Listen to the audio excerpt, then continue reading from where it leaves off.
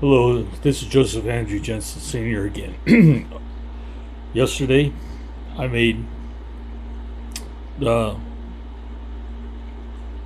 short videotape saying God needed 9 billion thumbs up by September the 21st, 2025.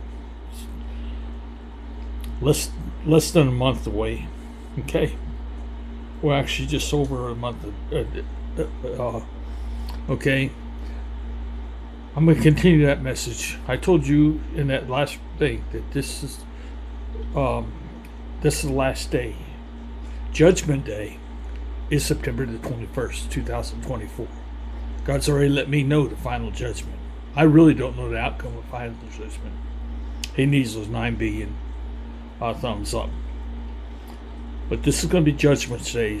Rock it down. The world's going to hear it as many times as I can record until then. I haven't got any views yet on anything. And we're right down to we need 9 billion thumbs up. Judgment Day is September the 21st, 2025. September the 22nd, 2025, God won't be here. He's leaving this world forever. God's leaving behind God's children, God's sons and daughters living up here in us. The day that we're born, when God opened the door for our fathers to enter our mother's womb, or actually our embryo, your mother's embryo, he was already in the womb. So he entered your mother's embryo, and he took their DNAs and he combined them, and you were created. Followed by God, God left his donation was life.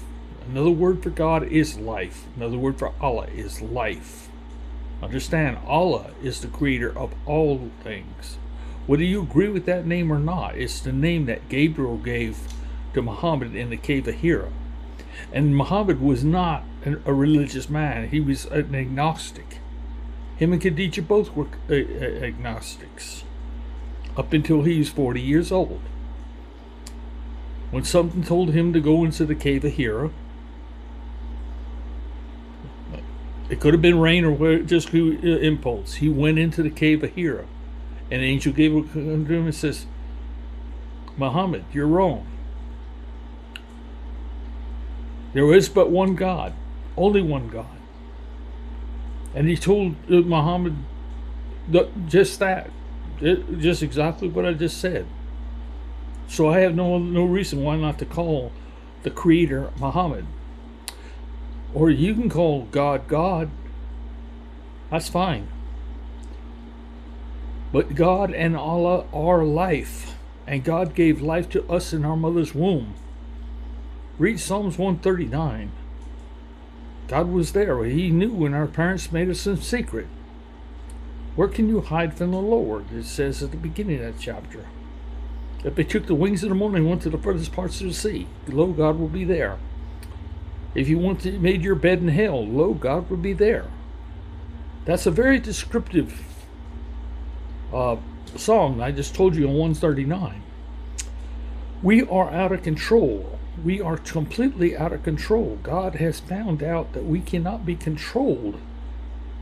He thinks that even though there's some of us love God, follow God, everything, we're gone. Don't you people understand what's at stake? If we don't give God just 9 billion thumbs up, God's gone forever. I mean, every religion's killing each other. How does that happen?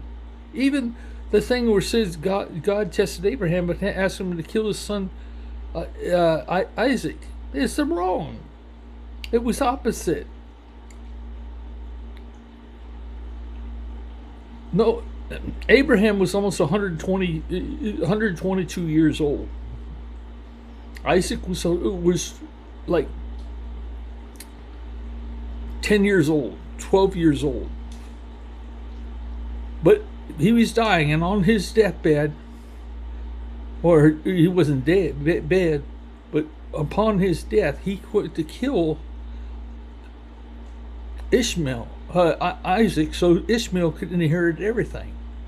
But God provided a sheep. And he said, don't do this. Don't do this. And he provided a sheep. He says, Sarah had Isaac at 77 years old. And the angel told you Ishmael was going to be as a wild man. And his hand will be against every man and every man against him.